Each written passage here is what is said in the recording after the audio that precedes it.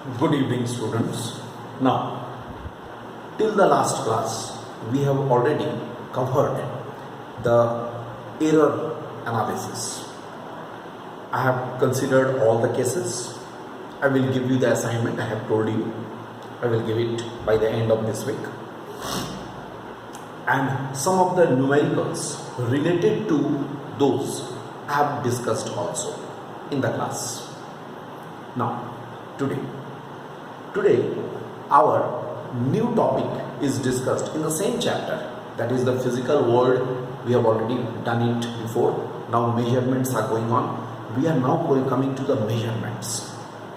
Mainly we are coming to the part of the measurements. Alright. In the measurements, we have to study measurement of length for mass and for time. So measurements of mass, length first, mass and time. Let us first today discuss the measurement of length. Measurement of lengths. Alright. Measurement of lengths can be made by two methods. So look, measurement of lengths can be made by two methods. What are the two methods? Number one, here I have written very clearly. Number one is called the direct method. Direct method means in which we can find out the length or the value of the length directly. How it is? With the help of the meter scale, with the help of the vernier calipers, screw gauge, etc. What we do? We generally clamp the body, or we generally lay up the body along the scale or like this, and we directly determine the length of the body. It's very simple, direct. Second is called indirect method. There are so many indirect methods. Indirect method is that in which, with the help of some experiment, we find out some quantities, okay, and then we put it in some formula. Then we can get the required value or the required result. We cannot get it directly. That's why it is called indirect method, because we find out few things. Okay, we find out few things, and now in the formula those physical parameters which we have determined, that will be substituted and the required result will be determined. That is called the indirect method. So one is called direct, another is called indirect method. We are today mainly discussing the indirect method, because there is nothing to determine or discuss in the direct method. So mainly we are to discuss the indirect method. Okay, let us have the discussion. We are classifying this indirect method for measurement of length under the two categories. Capital A part is measurement of large lengths. Let us now find out the large lengths. Okay, to find out the large lengths, here we have some methods. Number one, first method is the echo method. Look at this. We are first starting with the echo method. What is the echo method? Echo method is very simple. This is, let us say here, this is a mountain cliff, and an observer or a person is standing at a certain distance s from the cliff. Obviously, distance should be a bit larger. It will be nearly 2 kilometers.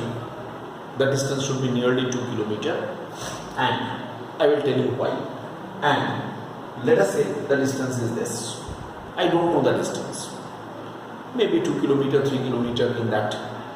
Minimum 2 kilometers must be the distance, but suppose it is there. But I don't know the exact value of the distance. I have to determine.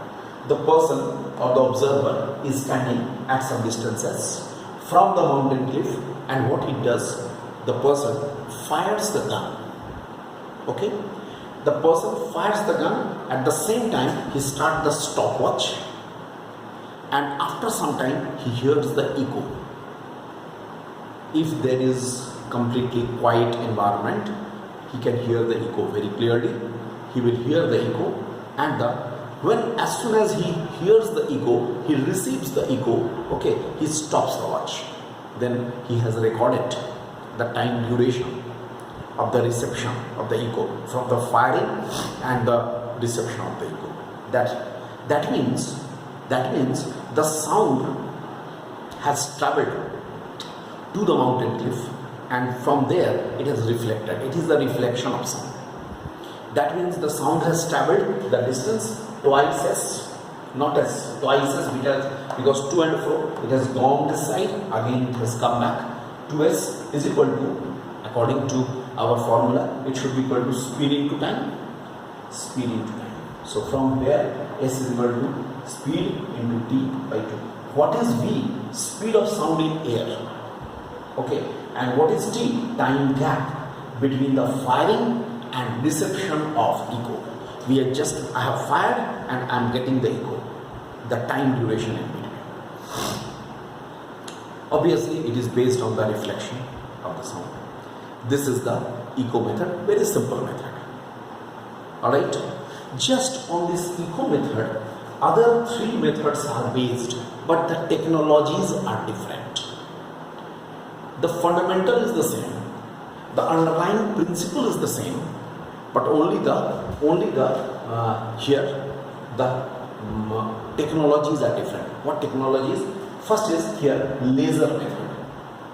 With the help of the laser method, we can find out a very large distance. That means suppose the distance of the moon. I can determine the distance of the moon. Okay. Distance of the moon can be determined by the laser method. But first of all, we have to know what is laser. Laser is a technology, and the light which is coming out, that is called the laser beam. But laser is a technology. What is it called? Full form: light amplification by stimulated emission of radiation.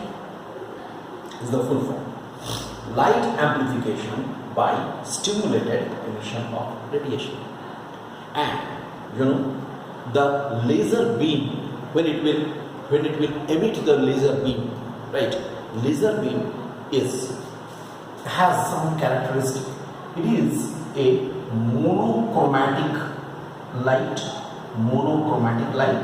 and it always travels in unidirectional. It is unidirectional. Monochromatic means single wavelength, and unidirectional in a certain direction, in a particular direction, in a straight direction. So this type of the laser beam is aimed towards moon, right? But what happens there? Also the reflection will be taking place. But laser beam is a type of the electromagnetic wave. So its speed is same as the speed of light. The speed of light. Speed of light will be 3 into 10 to the power 8 meter per second. Very, very large. In no time it will come back. So electronic, you can say electronic detector. It's when the reflected light will be back, that is detected. We have to be very accurate in that case, because in no time it will come back, because its speed is so high. Okay, so what happens? Here also the same process. S is equal to C into T by 2. Here also C is the speed of electromagnetic wave.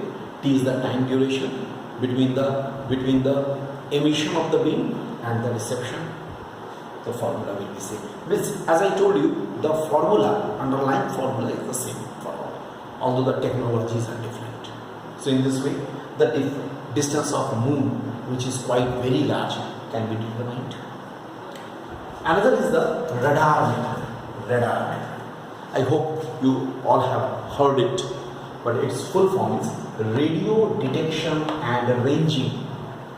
Actually, in the radar waves, here we use the radio waves.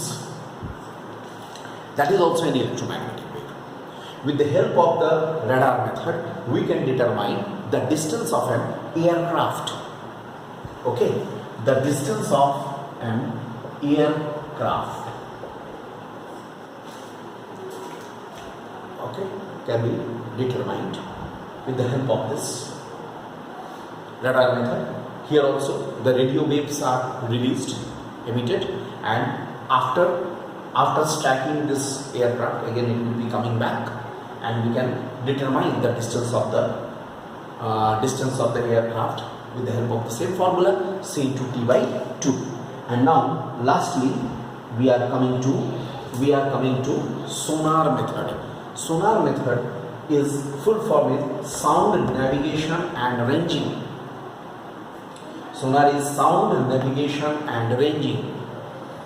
Okay, obviously this word navigation, if you look at this word navigation, then you can very easily make out, okay, navigation means, that means it is always related to the water, inside water, underwater. So it is related to something under water. Okay, so sound navigation and ranging we are discussing. In this, what happens inside the water? Suppose the submarine rocks or submarine, the distance of the rocks or submarines can be determined with the help of this method. In this, the sonar waves are emitted and distance of the certain submerged rock or submarines can be determined with the help of the same method, with the help of the same technology, same way. So all these are the methods which are alike, just like the reflection of the waves, it is based. Now we switch over to some other methods which are a bit different. Okay.